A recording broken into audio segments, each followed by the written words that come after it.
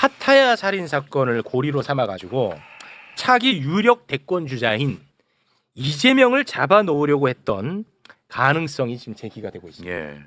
봉지욱 기자는요. 검찰 당시 검찰 그러니까 윤석열 중앙지검장 시절입니다. 그렇죠. 그리고 윤석열 대통령 시절 이 두 가지가 다 겹쳐 있습니다. 예. 검찰 그리고 SBS 그것이 알고 싶다 그리고 국민의힘 요렇게 아 맞아. 예. 세 군데가 모종의 뭔가 연결고리가 있었던 것 아닐까 예. 하는 의심을 지금 하고 있는 겁니다. 만약에 이 의심이 사실이라면 이거 진짜 엄청난 사건인 거야. 단순히 저널리즘 윤리 문제는 아니죠. 저널리즘 그렇죠. 문제로는 이제 완전히 벗어나는 네. 그렇죠. 너무 큰 사건이 돼버린단 말이야. 맞습니다. 자, 그때 이제 일부를 저희에게 소개를 해주셨고 네. 오늘 2탄입니다.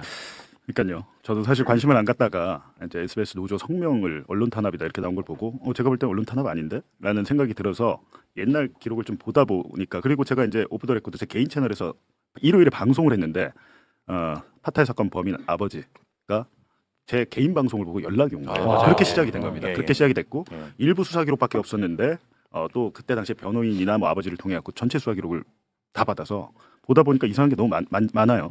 첫 번째는 제가 지난 시간에 나왔을 때는 그 아버지의 폭로 음성 파일을 이제 그때 틀었잖아요. 파타야 네. 살인 사건의 범인 이형진의 아버지 김영진이요. 네, 김영진의 네. 아버지. 그리고 했는데 당시에 이제 그거는 전원이잖아요. 사실은 아버지도 아들한테 들은 걸 테니까. 예. 그래서 그것을 이제 저한테 2023년에 편지를 보냈었는데 제가 뉴스타파 나오고 하면서 그게 없어졌어요. 그래갖고 이걸 어떡하지라고 했는데 김영진이 아버지한테 보낸 편지에도 같은 내용이 있더라고요. 아버지한테 보낸 편지. 자필 편지인데 12번 영상 잠깐 보여주시죠. 우리 검사님이 간단하게 일단 제가 말씀을 드리면은 검찰이 회유했다라는 정황입니다. 알고 계시죠? 나도 알아요. 아침에 알아요? 같이 했어요. 아침에 방송 같이 했어요. 아침에 웬일로 안 했다. 예습하고 오셨습니다. 그래요? 예, 예. 죄송합니다. 그러니까 네. 이거는 이 편지는 지난해 시점은 편지 봉투를 버려가지고 언제 정확히 도착했는지 모르지만 김영진이 감옥에서 지금 순천교도소에 있는데 아버지에게 계속해서 편지를 보낼 거 아닙니까? 그 여러 수십 장의 편지 중에 하나인데 지난해 이재명 대통령 당선 뒤에 보낸 걸로 돼요. 왜냐면 여기 대통령 얘기가 나오거든요. 그 편지에. 그래서 9번 자료를 보여주시면 네. 읽어주시죠. 네, 당시 땡땡땡 검사는 사건 피해자 김영진이 성남국제 마피아파 소속 조직폭력배임을 이용 전 성남시장이자 현 대통령인 이재명과 조폭과의 뇌물수수 등 커넥션을 허위로 인정하는 증언을 해준다면 살인죄가 아닌 치사죄로 10년가량의 구형을 해주겠다는 형량 거래를 했으며 이후에도 계속 정치검찰은 이 사건을 이용했습니다. 와, 이게 이제 편지의 일부 내용인데. 어마어마한 내용이다. 근데 이제 문제는 예. 그러니까 김영진이 2018년 4월에 베트남에서 검거가 돼서 압송되거든요. 그리고 나서 검찰 수사가 이루어지는데 그리고 나서 10월달에 기소를 하고 이렇게 징역 17년을 받아요. 살인 혐의로. 근데 그 이후에 박철민 사건이 터지잖아요. 그렇지. 2021년 대선 기간에 2021년. 터지는데 박철민이가 김영진을 고발을 합니다. 박철민이가 김영진을 네. 고발합니다. 이미 지가 올린 그 페이스북 그 돈다발 사진, 20억 돈다발 사진 이런 게 다 재활용된 허위 조작 사진이라는 게 다 드러났는데도 장영하 당시 당협위원장 국민의힘 변호사는 기자회견을 했고 그 이후에 장영하 기자회견 이후에 박철민이 이재명, 호마트레이드 이준석 그러니까 성남국제 마피아파죠. 그리고 김영진까지 포함을 해서 고발을 해요. 고발을 하는데 그게 그 고발장이 5번 자료입니다. 5번 자료인데 지금 제목을 보세요. 공익 제보라고 돼 있어요. 이건 박철민이 이재명과 김영진 등을 고발한 건데 예. 수원지검에 고발을 했어요. 이때 고발을 했는데 지금 1, 2, 3 이렇게 지워져 있잖아요. 저기에 이제 이재명 대통령이 들어가 있었던 거죠. 당시 후보가 들어가 있었고 예. 보시면 6번째로 김영진 국제마피아파 30대 행동대장 돼 있잖아요. 그러면 이 내용이 박철민이 대체 무슨 내용으로 고발을 했을까라고 봤더니 6번 자료를 보여주시면 여기 다 나옵니다. 범인 은닉 등 해가지고 파타야 살인 사건이 발생하자 귀국한 김영진은 살기 위해 이준석 형님에게 찰싹 달라붙어서 이재명님에 대한 돈 전달책과 형님의 심부름꾼 역할을 충성스럽게 했습니다. 이렇게 고발을 한 거예요. 예. 이렇게 고발했는데 이 내용이 지금 긴데 밑에 보면 그것이 알고 싶다 나오죠.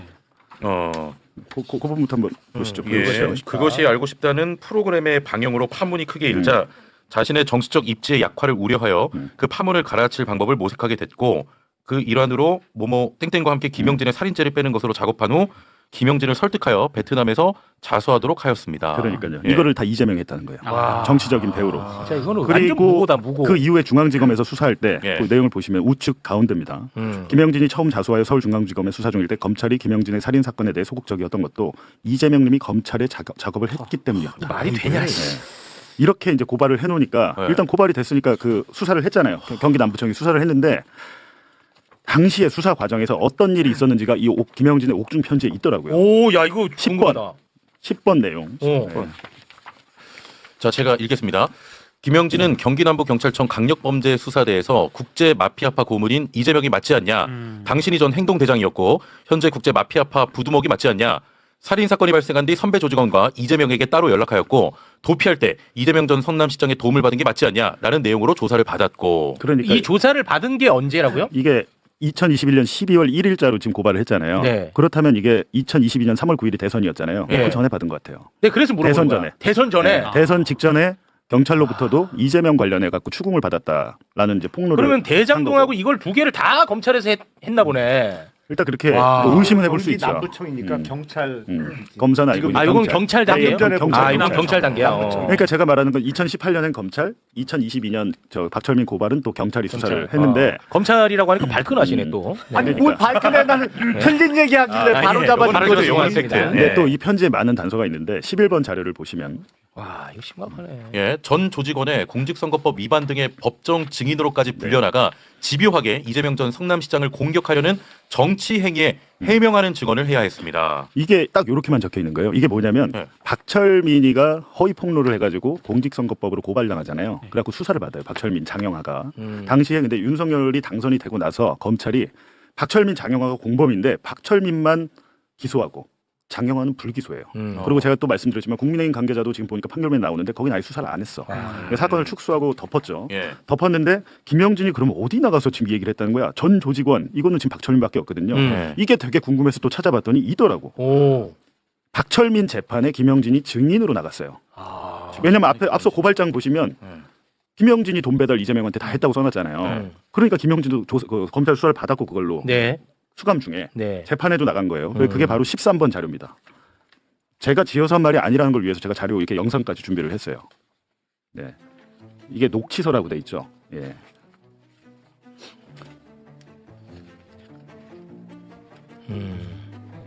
지금 저렇게 이제 지운 거는 사람 이름인데 특히 네. 이재명 이름은 거의 다 지웠는데 한 군데 못 지웠더라고 급했는지. 예, 급했는데 이 녹취서가 4번 자료 보시면 언제 거냐면 예. 이 재판이 김영진이 증인으로 나간 날짜는 2023년 9월 11일.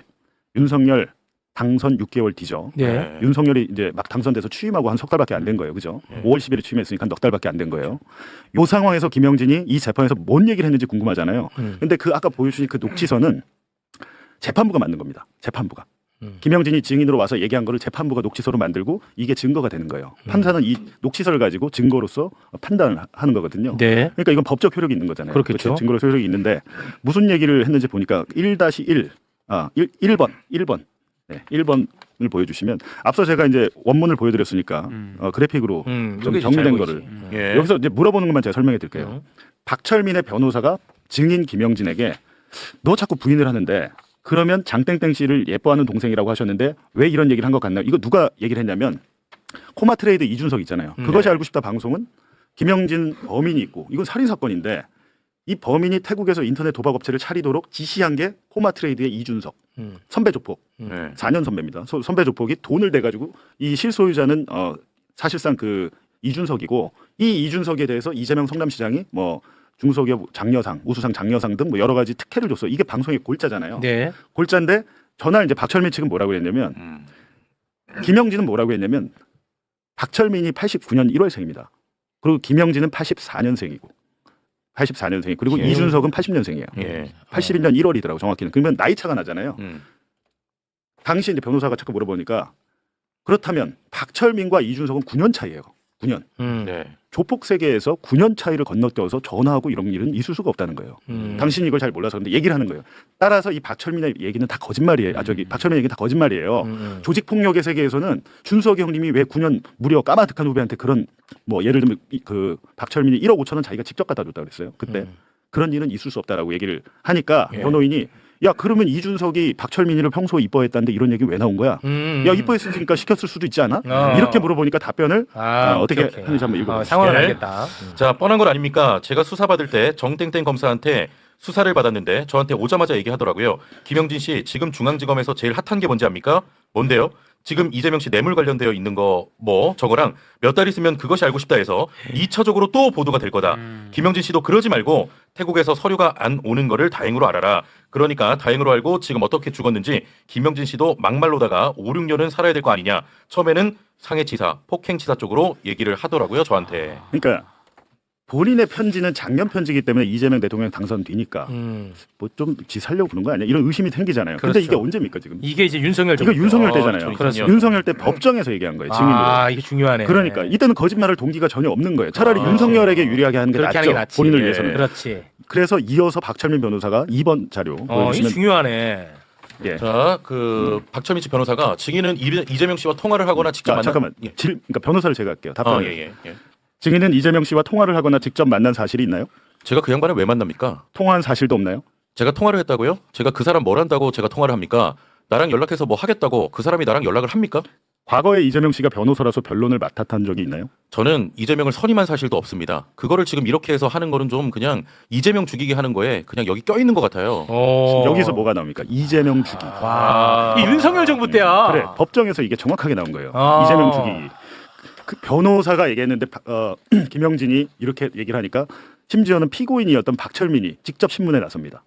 피고인도 할 수 있어요. 판사가 허락하면. 그래서 그 다음 3번 제가 네, 해주시죠. 예. 형님 이재명 대표 측근들이 코마 트레이드 사람들 아닙니까 형님? 이땡땡 형님하고 김땡땡 형님하고 다 선거 캠프에 있었지 않았습니까 형님? 재판장님, 준석 형님이 뭘 이렇게 해가지고 뭘 이재명 대표랑 뭐 해가지고 일을 봐주고 뭐를 하고 있고 저 나이 어린 동생이랑 해서 가지고 다이렉트 연락을 해서 돈박스를 전달하고 말도 안 되는 얘기고 헛소리라고 저는 생각합니다. 와. 그리고 이날 이재명 대박이네. 죽이기가 이제 핵심일 텐데 예. 제가 이제 뭐 너무 길까봐 다 넣지는 않았는데 이날 증언 녹취서에 무슨 내용이냐면 대박이야. 제가 아까 말씀드린 그것이 알고 싶다 방송은 이준석이 김영진의 윗선이고 돈을 댄 사람으로 돼 있고 그리고 이재명과 연결을 시켰잖아요. 그렇지. 근데 수사 기록을 보니까 저 뭐 범인들의 증언도 그렇고 수사 기록 보니까 이준석이 김영진에게 돈을 보내건 한 사실이 없습니다. 아, 또 없어 그것도. 아예 관계가 없어요. 그마저도 없어? 그 태국의 그 인터넷 도박업체 실소유자가 이준석인 것처럼 방송에 나왔잖아요. 아, 아예 그마저도 관계가 아니야. 없어요. 거기는 그러니까 관계가 끊어졌어야 되는데 이걸 이어가지고 이재명까지 연결이 되는 거잖아요. 그럼 아예 없는 걸 다 연결해야 되네. 그렇죠. 이준석은 별도의 인터넷 그 도박 불법 도박 업체를 별도 김영진 거 말고 아. 김영진은 자기 돈으로 했어요. 와. 자기 돈으로 했고 자기 돈으로 하다가 이게 실패하고 막 잘 안 되니까 밑에 프로그램 개발자를 괴롭히고 폭행을 하고 뭐 이러다가 이제 사건을 일으킨 거죠. 아. 그러니까 저는 그것이 알고 싶다 제작진이 당시 이 모든 걸 알 수는 없었다고 생각합니다. 네네. 의혹 가지고 방송을 할 수 있었던 생각하는데 이준석까지만 했으면 됐죠. 음. 거기서 이재명까지 가려고 하다 보니까 이게 큰 비약, 논리적인 모순 오류가 생겨버린 진짜 거죠. 그러네요. 그래갖고 결과적으로 그때는 몰랐다 하더라도 결과적으로 여러 가지 이제 뭐 수사 결과나 재판 결과로 나오면 거기에 대해서는 뭐 사과를 하는 게 당연한 거 아닌가요? 네. 근데 그게 이해가 안 가요. 와, 이준석까지 했으면 됐다라는 봉지욱 기자 얘기에 동의를 하면서 뭔가가 있었으니까 이재명 당시 이제 지금 대통령이랑 연결을 시키려고 했을 지금 거 보세요. 아닙니까? 그게 없다는 거죠. 맨 처음에 김영진이 2018년 4월에 압송이 돼서 왔을 때 지금 본인 얘기가 뭡니까? 오자마자 검사가 그렇죠. 우리 지금 중앙지검은 이재명 뇌물 사건으로 떠들썩해. 저봐. 그러니까 야 이재명 관련해서 얘기 좀 해. 그럼 내가 너 봐줄게 이 얘기를 했다는 거잖아요. 얘가 4월에 왔으니까 이건 적어도 4월 아니면 5월 상황이에요. 4월 아니면 5월 상황인데 방송 언제 나왔습니까? 7월에 나왔잖아요. 7월. 그 뒤에 나왔잖아요. 그래서 제가 뭐 단정적으로 말씀을 드릴 수 없습니다만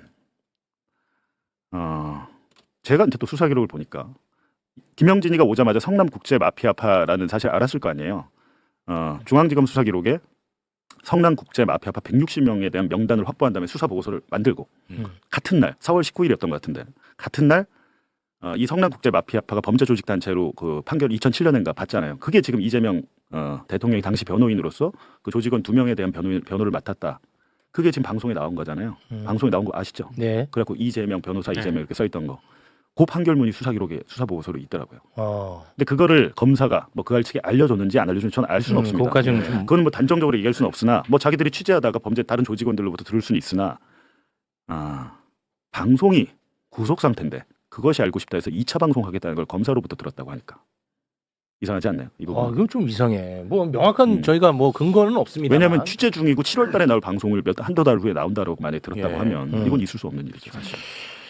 그러다 보니까는 이제 그런 의심을 하는 겁니다. 이 검찰 그리고 방송사 그리고 국민의힘 예.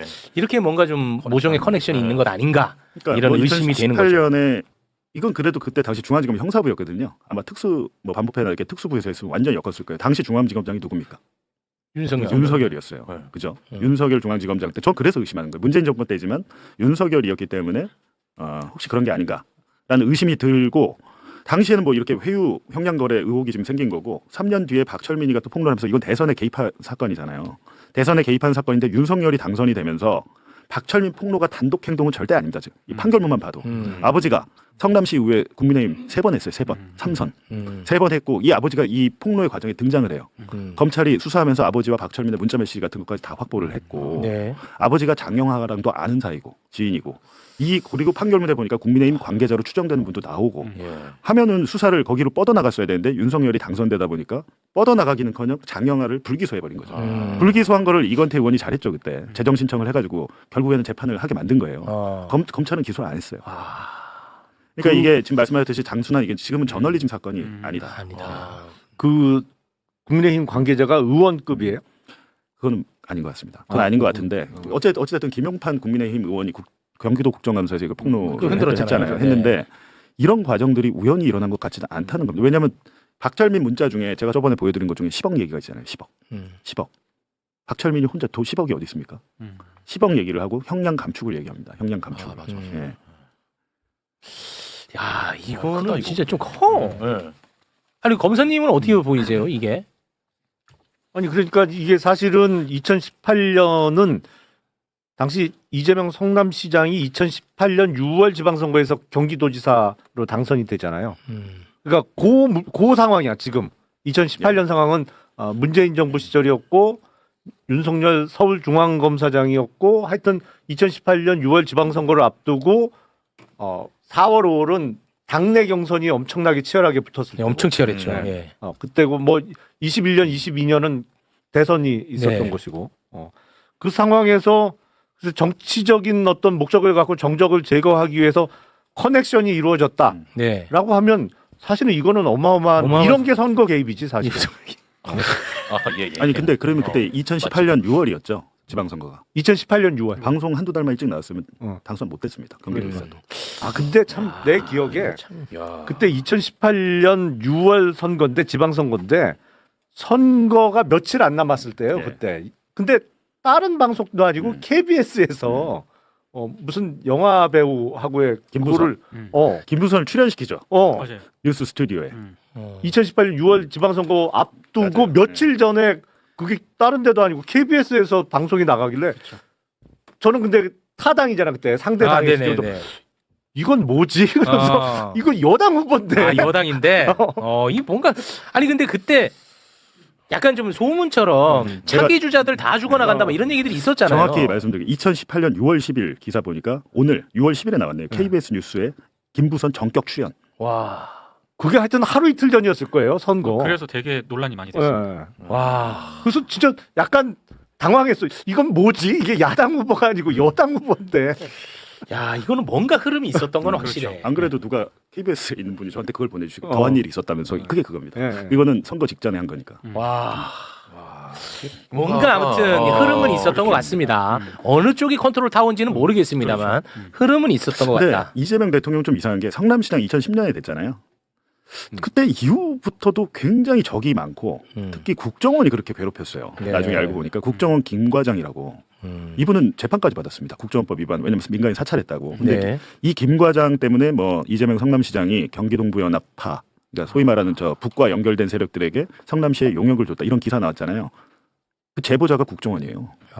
제보자가. 그러니까 이재명 죽이려고 시장 때부터 그랬었죠. 뭔가 흐름은 분명히 있었던 것 예. 같아요. 분명히 흐름이 있습니다. 크다 이거 진짜. 네. 와, 모르겠다. 알겠습니다. 국정원에 아마 조난 파일이 있을 겁니다. 이재명 조난 파일. 음. 예. 대통령 본인도 굉장히 궁금하겠죠. 어떤 내용들이 있을지. 사찰을 했으면 다 기록이 돼 있을 거니까 도청도 하고 막 이러니까. 네, 알겠습니다. 먼저 이재명 대통령이 오늘 올렸던 X 내용 먼저 보시겠습니다.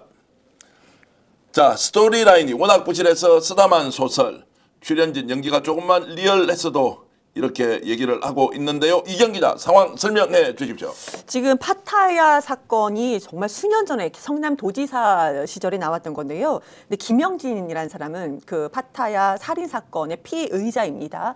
근데 지금 뭐 조폭으로 행동대장으로 불리는 사람인데 이게 그 사람의 옥중 편지가 지금 나온 겁니다. 근데 이 옥중 편지에 보면은 검사가 조직적으로 국민의힘과 엮어서 그때 당시 이재명 성남시장을 자꾸 불도록 했다라는 내용들이 좀 담겨져 있습니다. 근데 이 글을 그러니까 이것이 이제 매블쇼에서 방송을 관련된 내용을 다 풀었는데 이거를 캡처를 해서 이 부분을 이재명 대통령이 올렸습니다. 근데 이재명 대통령이 올린 건 SBS 노조에서도 막 성명 발표하고 뭐 그러고 그 과거에는 그 며칠 전만에 그런 일이 있었는데 이재명 대통령이 지금 X에 올려서 진짜 하고 싶었던 것은 국민의힘과 검사들이 성남 시절부터 조폭과 이재명을 엮으려고 했고 그 여파가 지난 22년도, 23년도 대선에서 낙선한 것까지 연결이 되었고 그래서 지금 이 중심은 검경이 이재명과 조폭으로 엮으려고 했다라는 이 사실을 좀 알리고 이거를 명백하게 좀 해명해야 되지 않겠느냐 이걸 우리가 좀 더 많이 알아야 되지 않겠느냐 그런 의도로 이 게시물을 올린 것으로 파악하고 있습니다. 자, 그래서 봉지욱 기자가 밝힌 내용인데요. 김영진 옥중 편지와 박철민이 김영진을 고발했다는 내용인데 직접 들어보시겠습니다.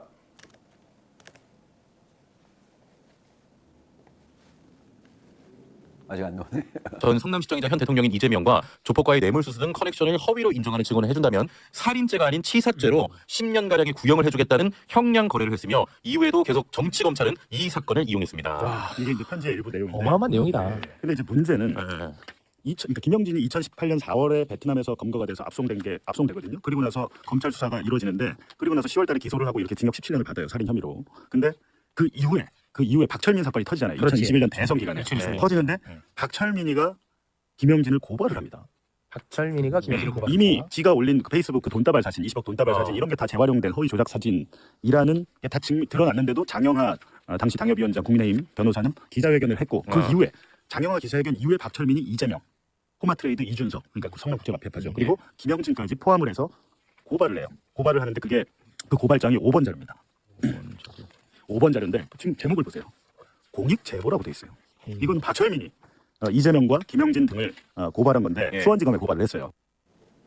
자, 이제 이 내용은 SBS가 이제 의도를 가지고 이재명을 죽이기 위해서 기획 보도를 했다. 그것이 알고 싶다. 실체가 이제 드러나고 있는 와중에 그 내용을 좀 깊이 들여다보니까 결국에는 검찰이 범죄자를 형을 감해 주겠다라고 하면서 이거 허위 사실을 풀어라라고 했다는 게 이제 실제 사건으로 드러나 버렸습니다. 이거 지금 수사 바로 해야 되는 거 아닌가요?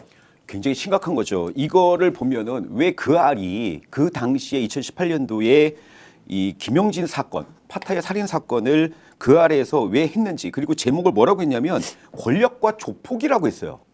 근데 이게 이 언론사 SBS의 배우를 보면 사실 태영건설 아닙니까? 다 알고 있다시피 이 태영건설이라는 게 뭐냐면은 여러분들 그 성남시 가면 호화청사 때문에 이재명 대통령이 성남시장 됐을 때 빚 갚느라고 굉장히 고생했거든요. 그거를 지은 게 태영이고요. 이후에도 이 태영과 그다음에 이재명 대통령과의 악연이 경기도 지사에서도 계속돼요. 왜냐하면 경기도의 여러 가지 공사 보면은 과다한 공사비 때문에 그때 원가 공개라는 걸 대통령이 얘기한 적이 있어요. 경기도지사 시절에 여러분 기억 잘 해보세요. 그때도 대부분이 태영에 관련된 것들이 있었어요.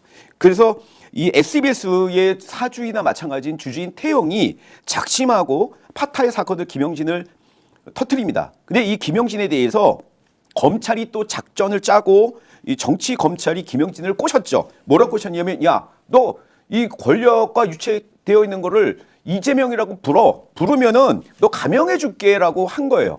근데 이것이 실패로 돌아가요. 일단은 증거가 이제 부족하다고 김영진이가 고심을 하다가 이제 거절을 하니까 이거를 또 박철민이가 봐요. 박철민은 그나마 자기 아버지가 국민의힘과 연결되어 있으니까 야, 이걸 통해서 내가 정권이 윤석열이가 되면은 내가 좀 이거 감형을 받고 살아남지 않을까라고 하고 아버지하고 상의를 해서 장영하한테 그때 경기도 국감때 터뜨립니다. 이거는 언론과 검찰과 국민의힘이 짜고 이거는 완전히 정치 공작을 한 거예요. 쉽게 해서 이거는 선거 공작입니다. 이게 지금 보면은 2017년도부터 지난 대선 때까지 2023년도까지 계속 이어졌던 겁니다. 맞습니다. 네.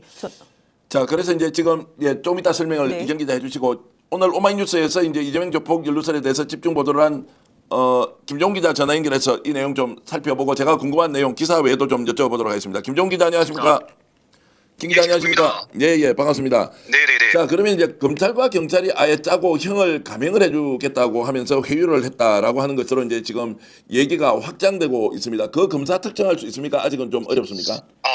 이름은 저는 알고는 있는데 네. 아직 좀 밝히긴 좀 어려움이 있습니다. 아무튼 지금 상황 속에서는 이거를 단정 짓기에는 좀 어려움이 있습니다. 아무래도 이거를 사건 관계자들이 특히 파타야 사건의 주범으로 그 불리는 사람들이 특정된 사람들이 요거를 지금 주장을 하고 있는 상황이기 때문에 좀 더 깊이 들어가서 체크를 하고 더 취재가 좀 필요한 부분입니다. 자, 그럼 이제 나눠서 보겠습니다. 일단 SBS가 의도를 가지고 이재명 죽이기에 나섰다라는 게 하나가 있고요. 그렇죠. 두 번째 그 과정에서 이제 수사 자체를 아예 조작 왜곡해서 범죄자의 형량을 줄여주고 이재명 이름만 부르라. 그러면 너 살아나갈 수 있다. 이렇게 이제 회유가 이루어진 것도 범죄 행위라고 볼 수 있지 않습니까? 그렇습니다. 자, 네. 이 두 가지고 지금 이 시점에 이 문제를 진실을 좀 밝히자라고 하니까 이제 아예 이제 여기에 대해서 SBS 노조는 언론 탄압이다라고 하는 이제 프레임을 만들어 버렸어요. 맞습니다. 네. 자, 이 세 가지가 이제 복잡하게 얽혀 있는데 이거 이제 어떻게 전체적으로 풀어가야 하는지 오늘 이제 그 김종 기자가 좀 설명을 해 주십시오. 이게 사건 자체는 2015년 11월에 발생한 파타야 살인 사건이 맞습니다. 그 파타야 살인 사건이 이제 국제 마피아 출신의 김영진이라는 이제 인물이 있습니다. 84년생에 그 인물이 파타야에서 이제 불법 도박 사이트를 스포츠 토토 사이트를 만들기 위해서 그 한국의 IT 개발자를 데리고 가가지고 거기서 파타야에서 이제 개발을 하는 과정 속에서 살인 사건이 발생을 하는 겁니다. 이 과정에서 이 김영진이 그 자기 공범이 한 명 더 있었는데 그 공범은 바로 자수를 했고 김영진은 이때부터 도주를 합니다. 도피를 해가지고 베트남으로 도피를 하고 도피 생활을 한 28개월 정도를 하다가 2018년 4월 5일에 한국으로 복귀를 하는데 여기서 복귀하는 과정에서 그냥 이렇게 해서 사건이 이제 끝나는 이제 이렇게 해서 살인 사건으로 해서 종료된 것처럼 보였습니다. 근데 문제는 이로부터 이제 석 달 뒤인 2018년 7월에 파타야 사건 그 이후 1년이라는 그 내용으로 해가지고 그것이 알고 싶다에서 이제 보도를 하게 되는데 그 보도 과정 속에서 문제는 뭐냐? 그 내용 74분간 방송하는 과정 속에서 말미에다가 이재명 대통령이 당시 이제 경기도지사가 막 됐던 이재명 대통령을 요 지금 김영진의 도피와 그다음에 김영진의 이 불법 사이트를 만드는 과정 속에서 또 다른 그 국제 마피아 출신의 이준석이라는 인물이 나타나가지고 그 인물이 지원을 해줬고 결과적으로 이 이준석이라는 이 국제 마피아 출신의 이 사업가를 이 대통령이 성남시장 시절부터 지원을 해줘가지고 요 흐름이 소위 말하는 조폭 연루설로 완성됐다. 이게 그것이 알고 싶다의 내용입니다. 자, 그러면 이제 그 내용 그것이 알고 싶다. SBS는 그 당시에 이재명을 죽이자는 목적을 가지고 했다. 아니면 취재 과정에서 자연스럽게 이렇게 연결이 되었다. 이 부분은 김 기자는 어떻게 보세요? 그건 앞으로 더 밝혀져야 될 지점인데 예. 놓쳐서는 안 되는 사실이 뭐냐면요. 네. 김영진이라는 이 인물이 한국에 이제 2018년 4월에 잡혀가지고 검찰 조사를 받는 과정 속에서 야, 너 검찰에서 이런 얘기를 듣습니다. 이건 물론 김영진의 주장입니다. 너 2달 뒤에 그것이 알고 싶다 해서 알지? 방송하는 거. 이런 식의 얘기를 해요. 그 얘기는 검찰에서 이미 2달 뒤에 방송할 그것이 알고 싶다의 그 내용을 알고 있었다는 얘기죠. 자, 그 그러면 얘기는 이제 어떻게 봐야 될까요? 그러니까 이제 SBS는 이미 이제 2달 뒤에 일어날 보도를 검찰 쪽으로 흘렸고 검찰은 그 알리바이를 맞추기 위해서 수사 과정에서 이 정보도 공유했다 이렇게 이제 되는 거 아니에요? 정보가 공유가 어느 쪽에서 주어진 거고 받은 거지는 더 확인돼야 될 부분입니다. 다만 김영진이 수사를 받는 과정 속에서 SBS가 이런 보도를 할 거라는 걸 알고 있었고 그 보도의 내용에서 가장 말미에서 가장 핵심을 준 내용이 뭐냐? 이준석, 김영진 그리고 이재명으로 이어지는 그 연결고리가 조폭 연루설의 근간이 됐고 문제는 여기서 그냥 그쳤으면 그냥 됐는데 그냥 의혹 보도로 끝났겠죠. 근데 문제는 3년 뒤인 2021년에 이 또 다른 그 국제 마피아 출신의 박철민이 등장을 합니다. 이 동부구치소에서 구속 중이던 상황이었거든요. 다른 사건으로. 근데 이 박철민이 뒤늦게 이 그것이 알고 싶다를 보게 되는 겁니다. 그것이 알고 싶다를 보게 되고 자기 아버지가 박용승 씨라고 성남시에서 국힘 전신 출신으로 해가지고 3번이나 시의원을 한 사람이에요. 네. 이 사람이랑 이용을 해서 자기가 이 국제 마피아 출신이니까 요 내용들을 활용을 하면 요 그것이 알고 싶다의 내용을 활용을 하면은 대선을 앞두고 22년 대선을 앞두고 이거 뭔가 내게 이로움이 있을 것이고 이재명을 떨어뜨리고 상대편에 유리한 상황들이 조성이 되면은 나한테 혜택이 올 거라고 생각을 하게 됩니다. 그래서 그때부터 아버지 박용승을 통해서 국민의힘의 장영하 변호사에게 접근을 하게 되는 거고 그 접근을 통해서 그 연결고리가 완성되고 장영하 변호사가 김용판 의원에게 막 돈 그 뭉치 사진을 흔들게 되고 국감 자리에서 이 내용이 다시 한번 조폭 연루설이 막 등장하게 되고 이게 언론에서 막 도배가 되는 겁니다. 근데 여기서 진짜 놓쳐서는 안 되는 사실이 뭐냐? 박철민의 판결문을 보면은 뭐가 명시됐냐? 박철민은 이 모든 사태의 근간을 그것이 알고 싶다를 통해서 확인했다고 얘기를 한 거예요. 실제로 그 내용들도 다 그 내용을 중심으로 해가지고 이 논란이 다 퍼지게 되는 겁니다. 자, 그래서 이제 SBS 노조가 그냥 바바라지 않고 사과를 해서 그냥 끝날 만한 일이었을 텐데. 어쩌면 그럴 수도 있죠. 자, 그런데 지금 이제 이 상황은 조차 72비를 가려보자 SBS가 처음부터 의도를 가지고 있었느냐 없었느냐 이것이 범죄 행위에 해당한다면 수사를 또 할 수 있느냐 없느냐의 문제로 가는데요. 아까 제가 이제 세 가지로 나누었는데 첫 번째 SBS가 이것을 의도를 가지고 특정 정치인을 죽이려고 했다. 그리고 거기 조작 또는 뭔가 왜곡하는 과정에서 검찰과 경찰의 협조까지 받았다라고 했을 때 이 문제는 어떻게 지금 처리해 나가는 게 맞습니까? 밝혀져야 됩니다. 이게 SBS가 당시에 자기들이 의도를 갖지 않았 상황에서 이런 의혹 보도를, 그러니까 유력 대선 주자를 결과적으로 굉장히 이미지로 완전히 조폭과 연결시켜 버려가지고 영화까지 막 묶어가지고 그거를 그 유력 정치인을 완전 죽이기가 결과적으로 나타났거든요. 대선에서 떨어졌어요. 그래가지고. 그렇죠. 그게 예. 대선까지 이어지는 대장동과 이 조폭열 누설이 결과적으로 완전히 대선에서 지게 되는 결정타를 매긴 건데 예. 그 과정에서 자기들이 무슨 이거로 민주 언론의 보도인 양 지금 얘기를 하고 있는데 문제는 그 내용 속에서의 의혹들이 과연 이게 어느 정도의 선을 지켰냐 이거 따져 들어가야 됩니다. 이거 네, 따져 예. 들어가다 보면은 자연스럽게 그 사건 관계인들에게 검찰에서 수사 당국에서 어떤 식의 딜을 쳤는지가 아마 드러날 겁니다. 네. 그거를 앞으로 확인돼야 될 지점이고 제가 요거를 지금 왜 말씀드리냐? 지금 사건 기록들을 뭐 예를 들어서 뭐 지금 사건 기록뿐만 아니라 뭐 재판에서의 증인 조서 그다음에 뭐 그 편지들 오간 편지들 막 이런 것들을 지금 보고 살피고 있거든요. 상당히 농후하게 그 사건 관계인들이 요거 지금 검찰에서 수없는 압박을 받았다고 지금 주장을 하고 있어요. 자, 여기까지 온 상황입니다. 굉장히 이제 중요한 지금 발언을 하셨는데 우리 김정훈 기자가 이제 결국 이 내용은 검찰로부터 지속적으로 압박을 받아서 어쩔 수 없이 했다. 이제 이런 것까지 지금 나오고 있단 말이에요. 그러니까 문제는 그 어쩔 수 없다. 다 이게 참으로 좀 한편으로는 다행인 게 네. 그 관계자들이 그 파타야 살인 사건의 주범들이 있지 않습니까? 2명이 공범이거든요. 근데 그 사람들이 넘어가진 않았습니다. 네, 그러니까 네. 결과적으로 그들을 회유하기 위한 직접적인 연결고리를 만들기 위한 작업이 들어간 걸로 지금 추정되는데 그 사람들이 법정에 나와서 얘기하거나 주변에 막 알린 내용들을 보면은 이거는 이재명 죽이기라고 막 얘기를 해요. 자기들이 법정에서. 그래서 거기까지는 가지 않은 건데 만약에 그게 같다고 다른 사건 지금 뭐 대북송금 사건이나 이렇게 비교해서 보면 대장동 사건 비교해서 보면은 만약에 이들도 자기의 형량 거래를 위해서 넘어갔다고 하면은 이거 조폭열 유설이 이 대통령의 진짜 칼끝을 겨냥하는데 가장 심각한 사안이 됐을 겁니다. 저 그렇게 보여요. 자, 그래서 이제 지금 그 당시에 이렇게 그 이제 조작 또는 이제 형량을 낮춰주겠다 이재명만 풀어라라는 식으로 했던 이 검사를 지금 특정하고 수사를 진행해서 그 진실을 밝힐 수는 없습니까? 제가 지금 특정하기에는 좀 조심스러운 부분이 있어요. 네. 아무튼 그걸 특정하기에는 좀 조심스러운 부분이 있고 중앙지검에서 요 사건을 처음에 들어갔습니다. 중앙지검에서도 마찬가지. 근데 특정하기엔 좀 조심스러운 부분이 확실히 있고요. 요거는 아무튼 그걸 주장하고 있는 사람들이 사건 관계자들과 직접적인 연결이 되기 때문에 그거 조금 더 이거 조금 확인이 필요한 지점이고 요거는 제가 시간이 지나면 좀 해드리겠습니다. 다만 놓쳐서는 안 되는 게 뭐냐면요. 그 검찰 수사 과정 속에서 지금 가장 핫한 인물이 누군지 이 김영진에게 얘기했던 그 검사 이건 물론 김영진의 주장입니다.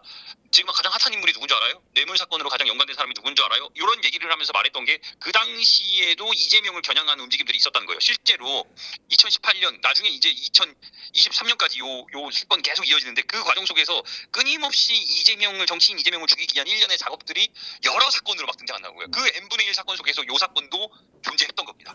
알겠습니다. 반드시 이제 수사를 통해서 밝혀져야 한다는 생각이 들고요. 마지막으로 이 질문 드리겠습니다. SBS 노조가 이게 이제 언론 탄압이다라는 프레임으로 계속 이제 반발을 하고 있고 여기에 대해서 대통령의 또 의견도 나오고 있는데 이 부분에 대해서 지금 SBS 노조 또는 SBS가 취해야 할 것은 무엇이다. 최소한의 언론의 보도의 자유 그리고 또 보도에 대한 책임 이런 관점에서 우리 김 기자는 어떻게 보십니까? 왜 시민들이 반발할까요? 제가 이걸 이번에 보도하는 과정 속에서 SBS에 2018년에 그 당시에 이걸 봤습니다. 근데 그때도 굉장히 의문이 좀 답답했어요. 근데 제가 이번에 보도하면서 3번을 봤거든요. 근데 74분입니다.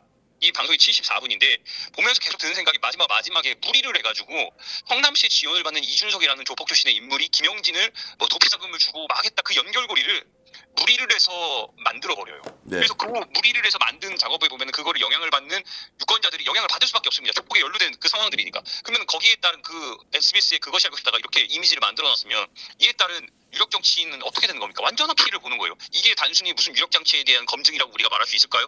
그걸 책임져야죠. 이게 너무나 보도를 보다 보면은 무리하게 들어갔다는 게 이 일반 시민들도 그리고 취재하는 입장에서도 너무 당연하게 보여요. 이런 부분들에 대해서는 과연 할 말이 있을까? 이걸 단순히 의혹 제기라고 말할 수 있을까? 아니요, 그렇지 않다는 걸 그 보도가 말해주고 있습니다. 그리고 실제로 나타난 결과가 말해주고 있고요. 자, 그래서 지금 책임을 져야 됩니다. 알겠습니다. 책임을 져야 한다라는 말씀 주셨고요. 지금까지 김정훈 오마이뉴스 법조 담당 기자와 전화 통화했습니다. 감사합니다. 네, 고맙습니다. 자, 이제 이렇게 나왔으니까 시청자 여러분들이 이제 좀 더 폭넓게 이해를 하면서 한번 판단해 주시면 고맙겠습니다. 이재명 대통령이 그래서 피해를 봤다 그 피해에 대해서 사과하라 이런 게 아니지 않습니까? 또 다른 이재명은 언제라도 만들어질 수 있는데 그것을 기획하고 조작했던 언론 두 번째 그것을 회유 협박으로 이재명을 결국 정적 제거용으로 쓰겠다는 정치검찰 이 사람들이 그대로 근저하고 있다라고 하는 그 메시지를 우리 국민들이 어떻게 해야 할지 다시 한번 더 생각해 보면 좋겠습니다.